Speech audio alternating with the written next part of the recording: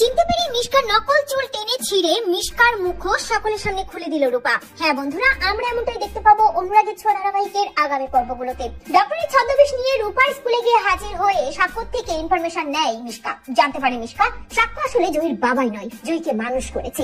এরপরে আড়াল থেকে মিশকা যখন জয়ীকে রূপা বলে ডাক দেয় তখন রূপা উদ্গ্রীব হয়ে উত্তর নেয়, যেটা শুনে মিশকা আরো ভালো করে বুঝে যায় যে এই জয়ী আসলে দীপা সূর্যর মেয়ে হারিয়ে যাওয়া রূপা। তবে মিশকা যতই চালাকি করে নাটক করতে থাক না কেন, জয়ী সেটা বুঝতে পারে। জয়ী চিৎকার করে বলতে থাকে, কে কে আমাকে ডাকলো, কে আমাকে ডাকলো। সাক্ষ্য জয়ীর কাছে আসে এবং জয়ীর কাছে জানতে চায় জয়ী কেন এত উদ্গ্রীব হয়ে উঠেছে।